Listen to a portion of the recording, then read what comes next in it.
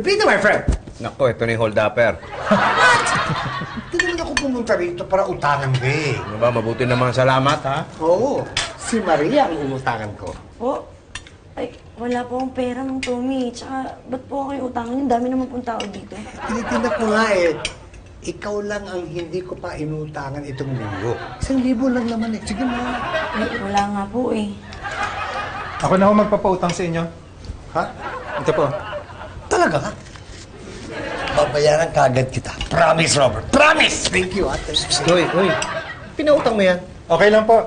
Basta makakatulong, wala namang problema. Bait, no? Ikaw naman, ha? Bilib ako sa iyo, ha? Bakit naman?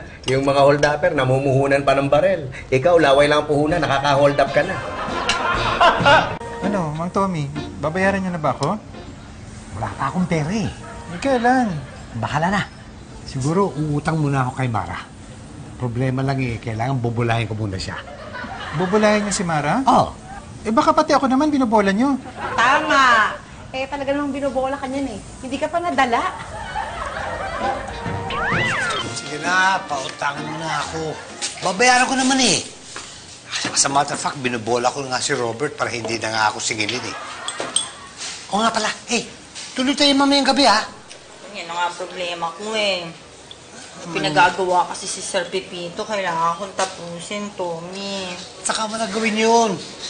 Sasamahan mo naman ako itong gabi sa concert. Alam mo naman, favorite band ko yan eh.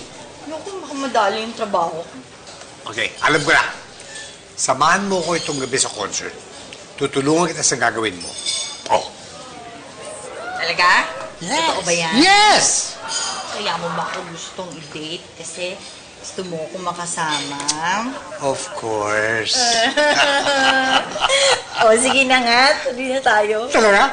Talaga? Oh, okay. O nga pala.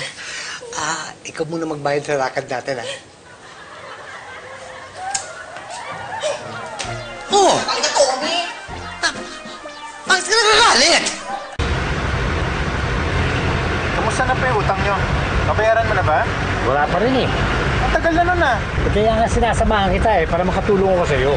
Eh kung gusto niyo makatulong, bayaran niyo na lang. Kahit hindi niyo na ako samahan. Hold up to! Ano ba kami ko? Ano naman? Minto! Ano na sa loob ng babo? Relax. Pati pera mo! Ito na lang pera ko eh. Ito na lang eh. Akin na yan! Ikaw! Akin ang pera mo!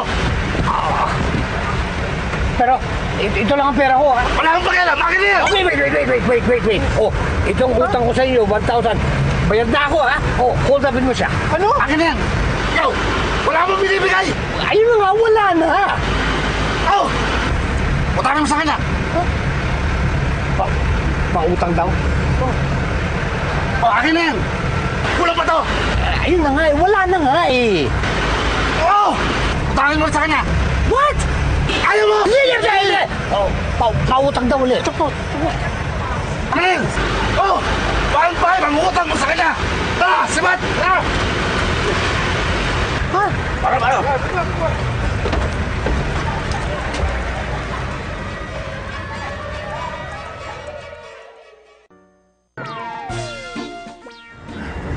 Grabe naman yun. 2 beses na ako na-hold up. Buti nga nagbigay pa ng pamasahe yung hold upper. Eh ako nga eh, nagkautang pa sa'yo.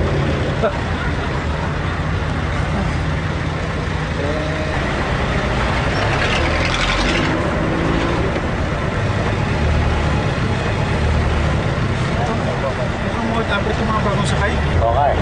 Mabuti pa, magbayad ka na para bumaba na tayo. Baka makutat na lang tayo. Mama, hold up po! Pasok ka ba? Ayos kami!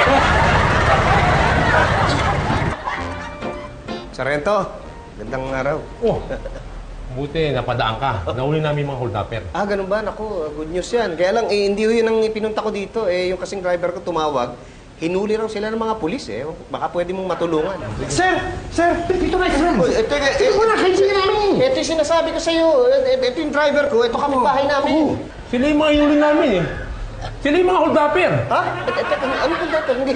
Hindi sila hold-upper, sila nga yung biktima ng hold-up eh. Ito yung kinikwento ko sa inyo na pulis na kaibigan ko tutulong sa atin. Kaibigan mo, siya humuli sa amin sa jeep eh. Bakit kasi kayo sumigaw ng hold up? Sumigaw kayo ng hold-up, ba't nyo ginawa yun? Sir, nataranta po ko eh.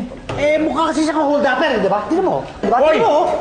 Kakasuko kayong dalawa. Teka, sandali. Pakawalan mo na lang tong driver ko, ito na lang kasuhan mo. Ha?